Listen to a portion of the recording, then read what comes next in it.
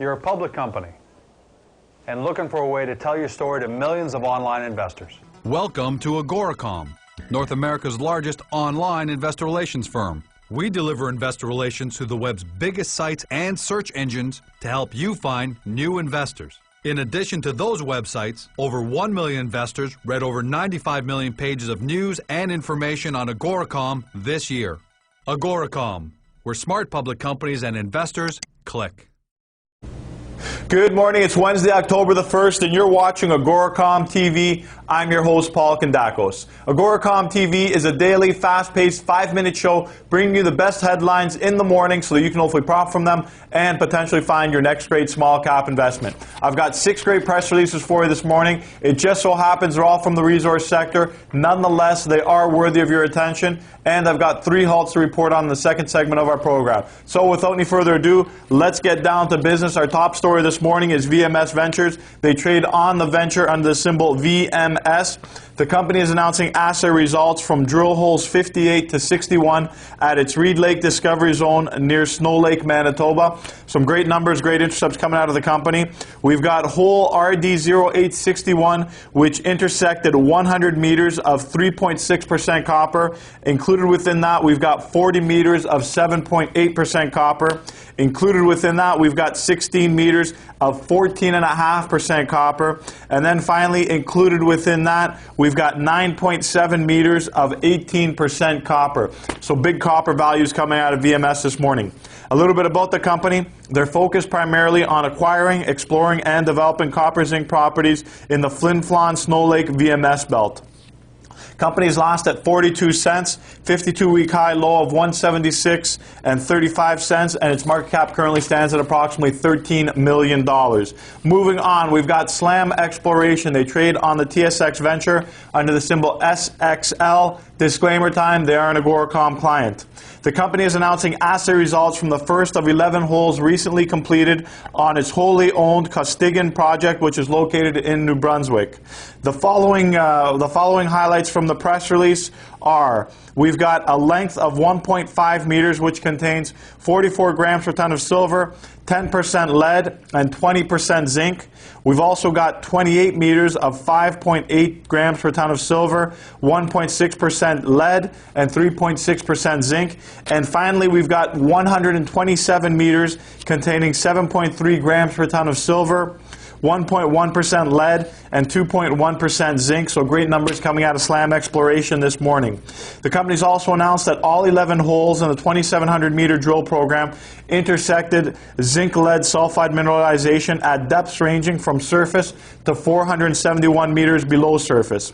Mineralization is characterized by coarse grains of sphalerite and galena with minor pyrite. Assays are pending on an additional 10 holes.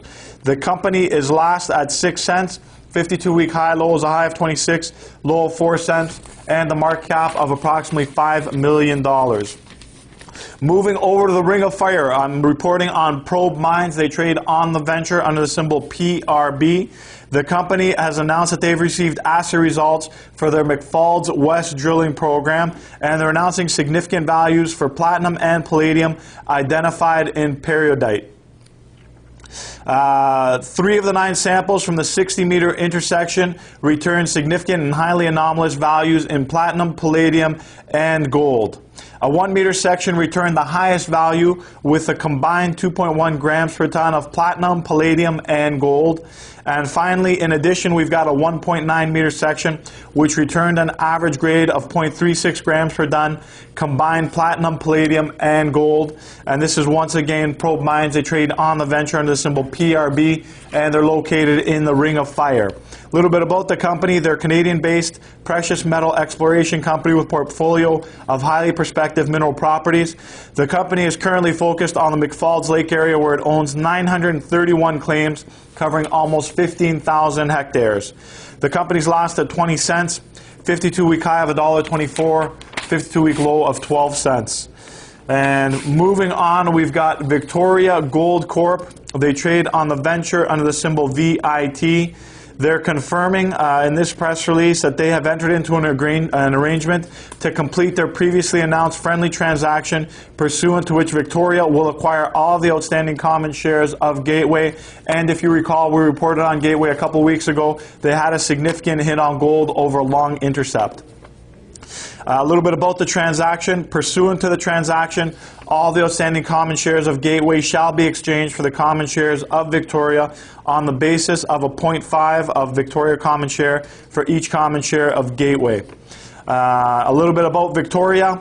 Victoria aims to be a high-growth, lower-risk company focused on gold. The company's strategy is to add value per share through efficient exploration, accretive acquisitions, and effective marketing. The company's last at 28 cents, 52-week high of $1.60, 52-week low of 14 cents, and a market cap that currently stands at just under $20 million. Moving over to our next company, Esperanza Silver Corp. They trade on the venture under the symbol EPZ and also on the pink sheets under the symbol ESPZF. The company is announcing the initial resource estimate on its 100% owned Cerro Jumil gold project, which is located in Mexico. The independent estimate includes 642,000 ounces of gold equivalent in the measured and indicated categories and 442,000 ounces gold equivalent ounces in the inferred category. A little bit about Esperanza. They're an emerging producer company focused on advancing the development of its two principal properties, which are the San Luis Gold and Silver Joint Venture in Peru and the 100% owned Cerro Jumil project, which is located in Mexico. The company's last at 72 cents, 52-week high of $2.95, 52-week low of 58 cents, and the market cap that currently stands at approximately $34 million. And finally, we've got South American Silver Corp. They trade on the TSX under the symbol SAC. Big numbers coming out of the company this morning. They're reporting an indicated resource of 144.5 million ounces of silver. It's not a typo. I double-checked it. 144 million ounces of silver and 845,000 kilograms of indium, and an inferred resource of 178 million ounces of silver and 968,000 kilograms of indium on its Malcucota silver indium project, which is located in Bolivia. This resource is based on approximately 25,000 meters of drilling in 75 drill holes. And from what the company states, that the mineralization is still open-ended to the north and south of all three zones and at a depth and drilling which is continuing. A little bit about the company. South American Silver Corp is a mineral exploration company that acquires, explores, and develops mineral properties, primarily silver, gold, and copper in South America. The company is last at 24 cents, 52-week range of 92 to a low of 17 cents with a market cap of approximately $12 million. Now, moving on to our halts. We've got 3 halts to report on this morning. I've got New Millennium Capital Corp. They trade on the venture under the symbol NML. They've been halted pending news. I've got Western Prospector Group. They trade on the venture under the symbol WNP. They've been halted pending news. And finally, I've got Athabasca Minerals. They trade on the venture under the symbol ABM. They've been halted pending news. That's a wrap for this morning's show. Thanks for tuning in. I'm your host, Paul Kandakos. Make sure you tune in again tomorrow. We've got more great press releases and halts at the open.